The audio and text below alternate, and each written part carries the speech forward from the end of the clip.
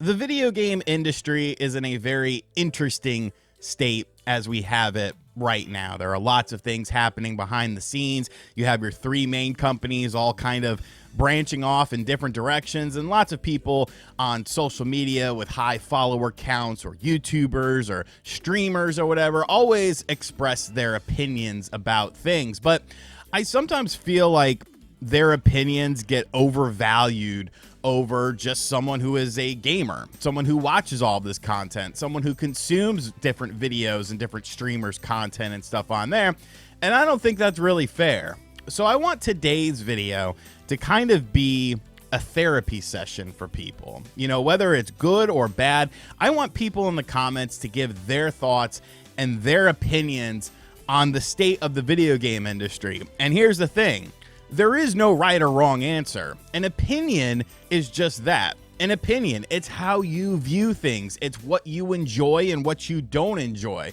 Don't let anyone ever tell you that you can't enjoy something because they don't enjoy it. I don't care if you enjoy like the craziest stuff in the world, your hentai simulator, your weird game that's, you know, the artsy fartsy stuff. If that's what you like, that's what you like. But I want to talk about kind of how I see the three main companies of the video game industry, talk about some of the things associated with it, and do it kind of from an objective standpoint. Do it from a standpoint of me on the outside, just looking in, giving you guys my thoughts, and then I want your thoughts in the comments section down below.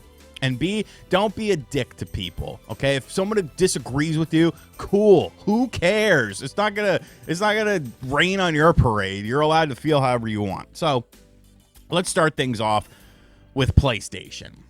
PlayStation had a very weird year. You know, there were good points to it.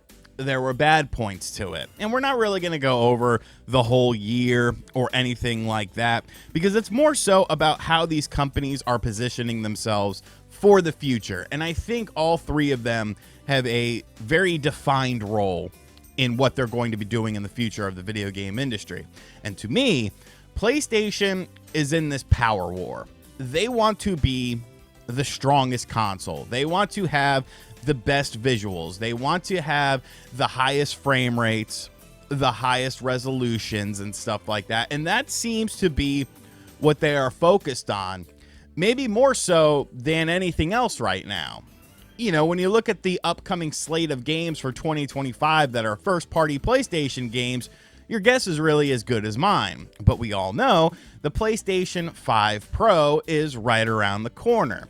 Now, it's not a system for me, but there are people that are excited for it, and I mean, that's fine. You can buy whatever you want to buy. You can enjoy the system all you want to enjoy it, but you do have to realize that some people aren't going to see the value of it. But we are at a position right now with PlayStation where it's almost like, can you expect many first-party games in a calendar year?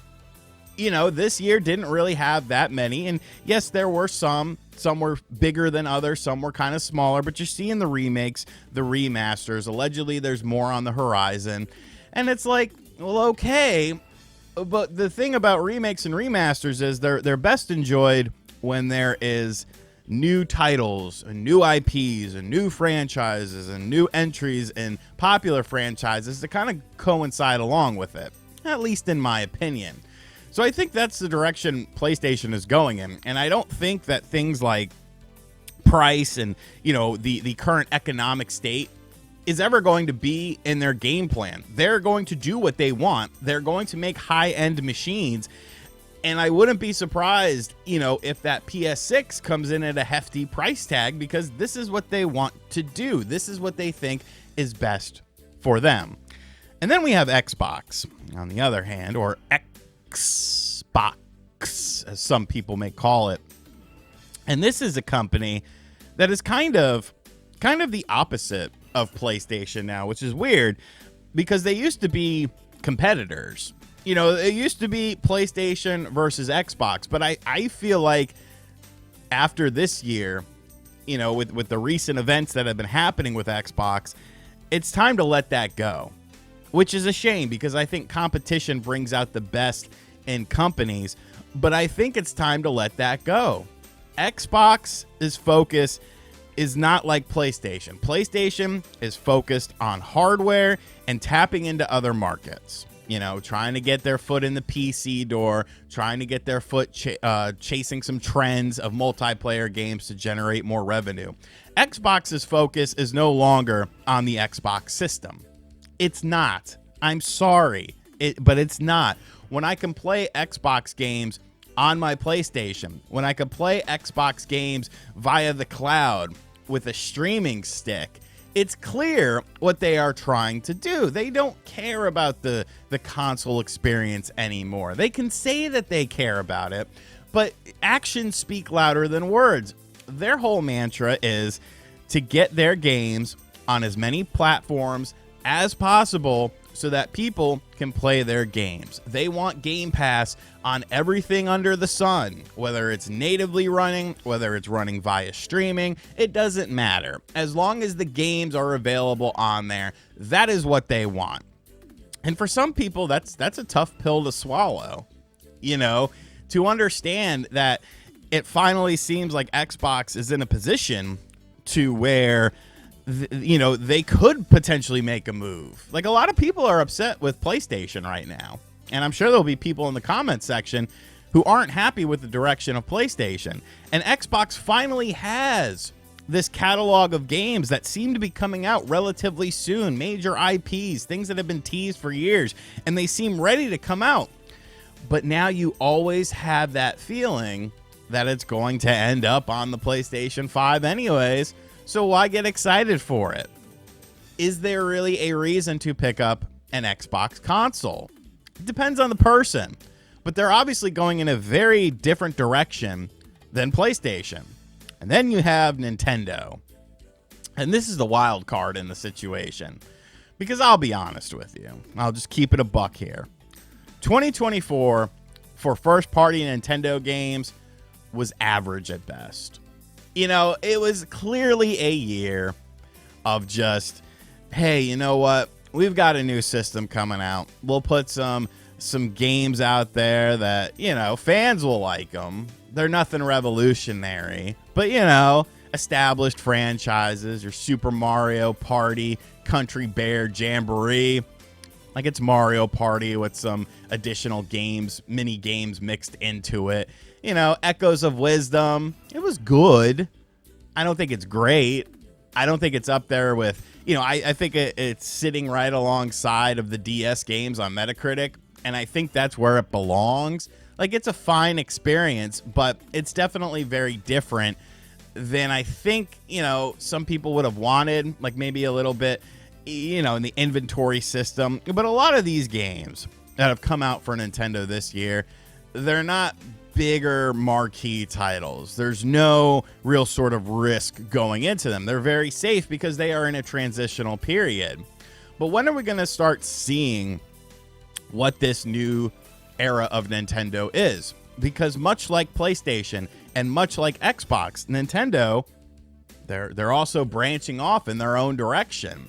I think the hybrid market is now their marketplace. And other companies will try to catch up to them. You know, you've seen things like the PlayStation Portal. Allegedly, Xbox is working on a handheld as well.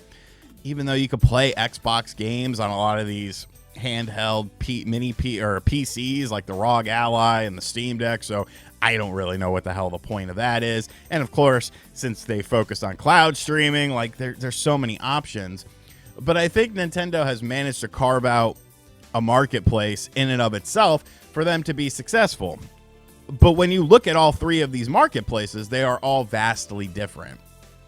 And I feel like, you know, that's especially for older gamers. You know, if you're 30 plus, you were around during the competition eras when it was, you know, companies were striving for the same thing. They were striving for the same sort of market space. But now the market space has grown so much that there are different avenues that you can go down and potentially be successful. Some of these are untraveled roads. And because they are untraveled roads, it's new territory. No company has done what Xbox has done ever for video games, ever. The closest thing you could say is Sega, but Sega, once the Dreamcast was done, they just quickly pivoted to third-party publishing. This is uncharted territory, no pun intended. And I think that really throws a lot of older gamers off because, you know, we could kind of see that this isn't what we grew up with. Of course, you have all of the other stuff that's associated with the industry.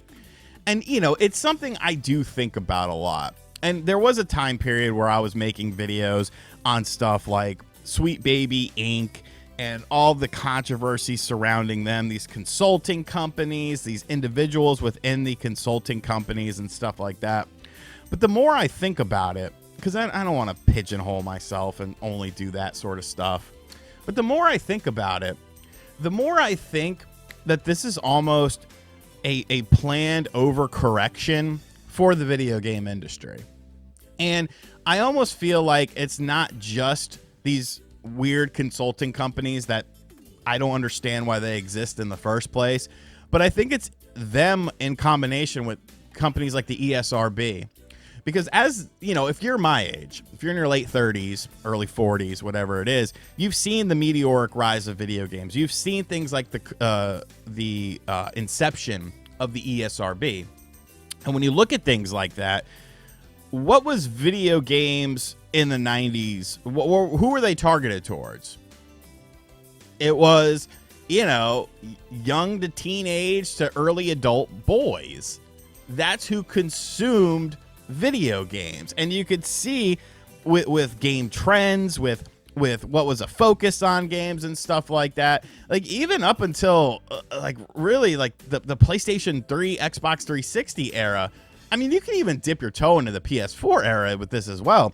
It was definitely a testosterone driven industry. And I don't think there's anything wrong with that. You have to cater to people who are buying your games. But as the industry grew, more people got interested in video games. Now, does that mean somebody, you know, a woman can enjoy BMX XXX on your GameCube system? I think you can. I mean, it's obviously, you know, just over the top and stupid. But I think what we've seen is this catastrophic overcorrection to where anything that resembles something from the past that was, you know, violence driven or sexually driven is now deemed unacceptable. And you have to have all these crazy characters and crazy, you know, stuff associated with the characters, and you have to be, you know, more widespread. And that's the problem. It's such an overcorrection of things. And it's like, well, a God of War remaster is allegedly coming of the classic games. Are you going to remove the sex mini game? Like, that was a first party Sony title where you had to do a quick time event to knock some cheeks. And like, it was a game about a man who had a lot of testosterone. And now that man, I mean, he's pretty much been neutered. He's an old father man now. And, you know, it is what it is. But like, would that be allowed? And I think because of this overcorrection, you're starting to see a potential limit on what is allowed in video games from a content standpoint. And the video game industry and a lot of people within it want this to be Hollywood, even though the video game industry is already bigger than Hollywood. But they want this to be treated like Hollywood. And if you look at Hollywood, there are lots of movies with over-the-top violence, over-the-top sex themes, and nobody bats an eye at it. But if it's a video game, all of a sudden it's a problem. There's a different standard set. And it's something that I just find very perplexing. Like, why is that the case? Who cares what a company wants to make as far as their game is concerned? If that's what they want to make, whatever. You know, it's not a big deal. So, I don't know. But I'm genuinely curious. How are you viewing the video game industry as it stands? How all of the companies are positioning themselves? Do you think this is set up for long-term success? Do you think things will get better? Do you see things getting worse? How do you envision this? Because obviously We are ballooned quite a bit with these budgets, but let me know what you think of it in the comments section down below. And as always, guys, thank you for checking out this video. Yeah, get a good discussion going in the comments section. Don't be, you know, if somebody comes in here and says, I love Dustborn. Dustborn is my favorite video game of all time. Let him be. Who cares? Like, okay, you enjoyed it. That's awesome, man. And enjoy the game.